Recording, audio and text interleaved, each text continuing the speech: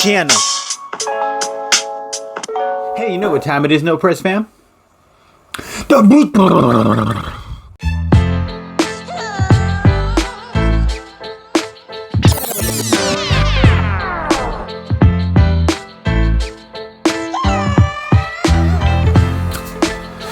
Welcome everyone to another episode of The Beatdown, the segment and channel where two worlds collide. I am your host, Class. This is my co-host, Biggs, doing it big, baby, and keeping it 200 subs.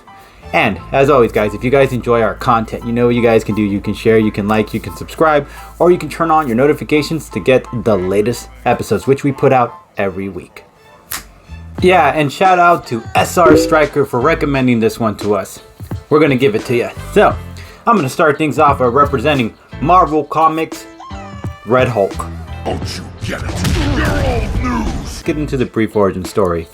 General Thunderbolt Ross, hopefully that's his accurate name, aka Red Hulk, started off having issues and conflicts with Bruce Banner and then the Incredible Hulk at both ends. So much so that he didn't like him so much that he got so desperate at some point, losing to them so many times, that he actually went out of the bubble or out of the circle and went desperate and actually asked for help from MODOK to try to take the big man down. Didn't work out. He lost.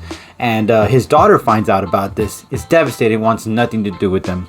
A little while after she dies, General Ross is devastated. Instead of pulling the trigger and, ending his life, he decides to just drink himself to death.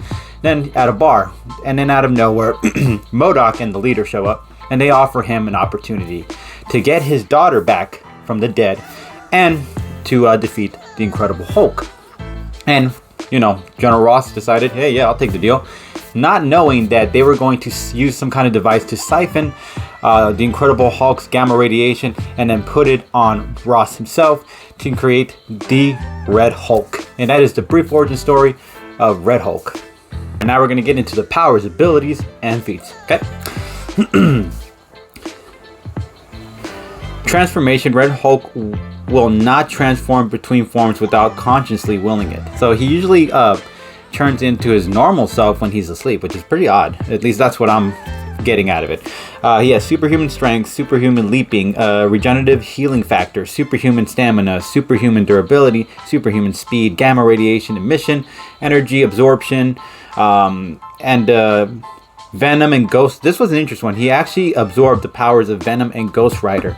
Using the symbiotic costume, he had superhuman strength, superhuman stamina, the superhero cocktail, obviously, superhuman durability, superhuman speed, agility, and reflexes, accelerated healing factor, wall crawling, ESP, spider senses. That's what that means, ESP. Immunity to Spider-Man's spider senses. That's interesting. Camouflage capabilities, constituent matter generation. Hopefully I'm saying that right. Constituent matter manipulation, hopefully I'm saying that right. Demonic transformation, superhuman strength, superhuman stamina, again, superhuman durability, regenerative healing factor, hellfire manipulation, mystical chain projection, penis stare. The penis stare, obviously, if you've seen Ghost Rider, it's this thing where if he stares at you and looks into your eyes, he makes you see all the guilty things you've done in your life, and then, you go crazy or mad. Now, this is where it's impressive because I didn't want to have to go into all like the strength level. I just wanted to go into who he has thrown down with because I think this is enough to prove my point. He has defeated, check this out, and this is not just one on Ty. He defeated him, if I'm not mistaken. Abomination, She-Hulk, the Watcher. The Watcher is a cosmic up there level character. He's not even supposed to be able to be beaten, pretty much. The Mighty Thor, Silver Surfer, and the Grandmaster. That's right. The Red Hulk could absorb any kind of biological energy, including the power of cosmic. Alright, so to talk about the endgame, two things let's discuss.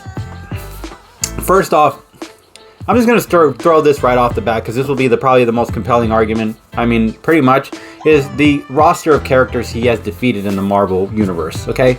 He's defeated cosmic level characters like the Watcher. He's thrown down with characters like the Silver Surfer, the Grandmaster. These characters are not small potatoes, especially the Mighty Thor.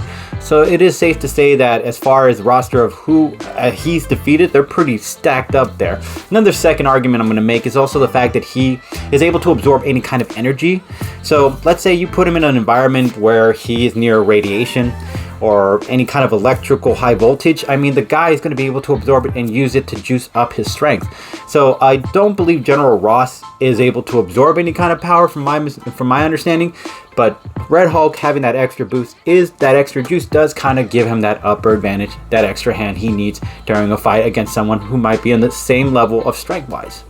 Another thing to consider is that Red Hulk, I think, is a little more adaptable when it comes to situations of out of nowhere battles. If this was one of those situations where prep time was needed or prep time was being made, maybe Red Hulk might be outsmarted by the general in this way, or maybe he wouldn't. Maybe he'd find also the same type of strategy. Red Hulk is a military guy. He still is also a general himself, so he could probably strategically find a way against the weakness of the general himself. But that being said, in a last minute fight, they were just coming out of nowhere, throwing out each other. Red Hulk, I think, has this in the bag. I believe with the general, when you gotta have, he needs time, preparation time, in order to throw down with his characters or throw down with anybody. You know, he needs to be able to study them. Even if he is able to study them during battle, you have to kind of point out to the fact that even though Red Hulk is cocky, he's not going to throw all his abilities at him at once so he can study him enough. He's just going to throw here and there his strength and his fighting abilities and his speed. He's not going to know about the absorbing power yet. He's not going to know about any of that until Red Hulk throws it at the last possible second if he needs it. All that Hail Mary thing, you know? So I would say that no preparation time, Red Hulk has it in the bag. And let's get into the other discussion. Is the general has fought some impressive characters, but when you look at the comparison of the Red Hulk's roster, I mean, it seems like he has probably more of a sturdy record of his past, showing that he has beaten some pretty big guys. Whereas the general is kind of more of a mystery. It's a good or a bad whether he won or lost. So when you see the record, Red Hulk has won more fights, I think, than the general. So I do want to say that the Red Hulk, if he's won more fights, he's obviously knows the taste of victory, which means he also knows how to overpower a man like the general if he needs to. Now, the final point I will make is that with weapons, both of them are equally, you know, capable of handling each other. Muscle strength wise, I guess they're on the same level, but Red Hulk can get stronger. The only thing is obviously he can't go too over the top with it. But if he were to absorb some kind of power from somewhere, that extra juice, I think, truthfully, would be enough. So even with or without weapons, I do believe the Red Hulk has this in the bag, because he's obviously got that extra boost of juice to be able to take down the general in this way.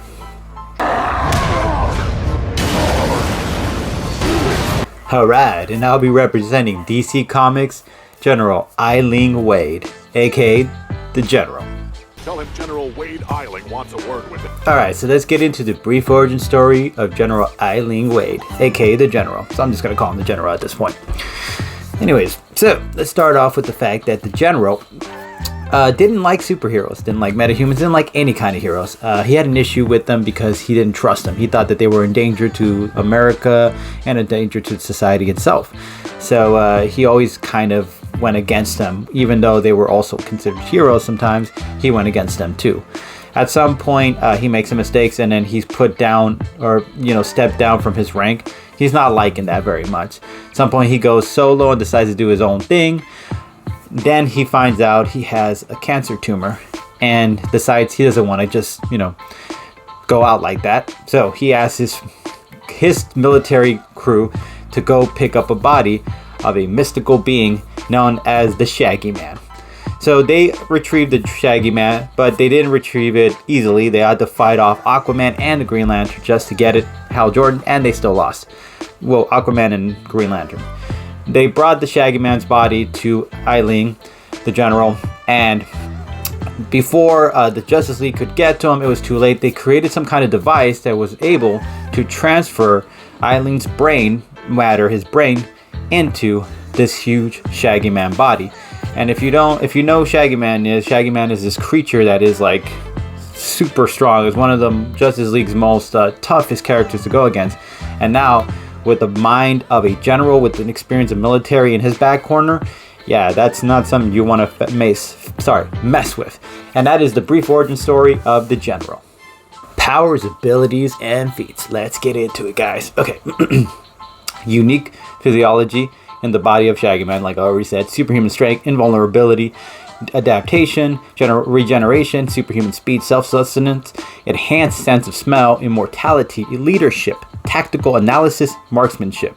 His feats, he's responsible for creations of Captain Atom and Major Force. That's pretty cool. Lift well in excess of 100 tons without any effort. Okay. Occasionally took on the Green Lantern, Hal Jordan, pretty much Green Lantern Corner every now and then. Engaged multiple Justice League members in combat who are currently engaged multiple Justice League members in combat, including such powerhouses like Steel, Orion, Martian Manhunter, and Superman, as well as others. Okay, the body of Shaggy Man was able to take on the Justice League themselves and combined with the General's skills makes him a deadly force. Took on the combined forces of the Ultramarine and the JL and beat them. If not for Batman coming up with a plan to maroon him in some space rock, they would have lost. Was recruited by several teams such as the Injustice Gang and the Suicide Squad. Alright, so let's get into the end game, guys, huh? The General, you can't sleep on the General. Because, let's face it, the General, when you look at the weaknesses standpoints, there hasn't really been any as much as Red Hulk has. Red Hulk has two different types of weaknesses. And I believe there's a third one, but I'm not sure. It's called some negative energy. I'm not really sure if that's a legit thing. I just looked it up, but we shall see. But the two things he has been known to be weakened by is his hot-tempered attitude, which is if he gets too hot, he gets explosive, and too explosive means he can't control it. That's kind of Red Hulk's bread and butter. He gets too hot, he doesn't have a cooling system like Hulk does. He doesn't have any kind of meditation, he doesn't do any breathing techniques, he just explodes. Which means after he does that, he kind of gets exhausted and drained, and that means he can get his butt kicked at any point in time. Another thing to consider is the absorption energy thing. I mean, the General has to just take him somewhere where he just absorbs an infinite amount of power that will just overjuice him, and then he just go out like that. And you're probably thinking, well, how would he do that? Well, the General is pretty smart. Now, in other forms of the comics, it shows that the General starts losing his mind, but let's just keep it where the General is still military brain with the muscle behind it. I think he's smart enough to be very observant enough, and he's adaptable enough, apparently, if you can tell, to be able to figure out weaknesses a little more quicker than Red Hulk will be able to put him down. So if they get into a long uphill battle, which it's likely because they're both muscle-bound characters, they can throw a bunch of things at each other and it doesn't seem like they can stop. The General will find out eventually that get him too hot, he can't cool himself down or absorb too much energy and he'll drain himself out. Either way, the General can win or take him out that way or weaken him that way and then just go to town on him, throw several punches at him, putting him down for the count in that way. Okay, so let me get into the theatricals, or the wild card. These two get into a long fight. I think the General could play a little trick on the Red Hulk, because Red Hulk is a little cocky when he is Red Hulk. So, let's say the General the Red Hulk gets so crazy, he decides to rip a finger or break a finger off. Either way, if he bites a finger off or anything like that, and the General makes him feel like that's a weak point for him, and that he's like wounded like an animal, and then the Red Hulk just beats the crap out of him, I think if the General could fake a thunderous blow or hit from Red Hulk that makes it seem like he went down for the count officially, Red Hulk would get cocky, walk away thinking, he's bleeding out, I beat the crap out of him, we're good to go. And then, as he turns his back away from the General, he can regenerate the finger, get himself back up, and then from right behind, get him from the back, and wham! Rip right through his back from his spine to his chest, rip out the heart and squeeze it, break it. Then, even if he can regenerate that, let's keep in mind that at that point, he doesn't have that. He still needs to regenerate it, and that means that the General can now go to work on more of the body, meaning he can beat him to a bloody pulp, leaving him in that kind of way. And my last point will be this. Okay, the General, I mean, if you see some of the fights of the comics, or you hear with the information I just gave you, he hasn't technically lost that many times compared to the Red Hulk. The Red Hulk has lost here and there, but the General hasn't really lost that many times. I mean, think about it. It took the Justice League, he had to fight the whole Justice League, and still the Justice League, even Ultramarines, and they still couldn't put him down. They had to find some kind of dimension for one instance where to put him somewhere, and then another space rock. So it's safe to say that you really can't put the General down completely. I mean, they had to maroon him, but he's never really lost technically. I guess that's just the argument. I don't know. Maybe there are some points in the comics where he has lost to somebody. I really don't know. I'm just basing on what I've learned in my research. So I do believe that the General is kind of a little less defeated than the Red Hulk is in the comics, which means that I do believe the General has a much better chance of outlasting the Red Hulk, giving him the ultimate victory. As always, No Press fam, it is not up to me. It's not up to Biggs. It's up to you guys. So, if you guys liked my argument, you know what you can do? You can hashtag the Red Hulk. Sorry, not the Red Hulk. Hashtag Red Hulk. And if you guys liked my argument, you know what you can do?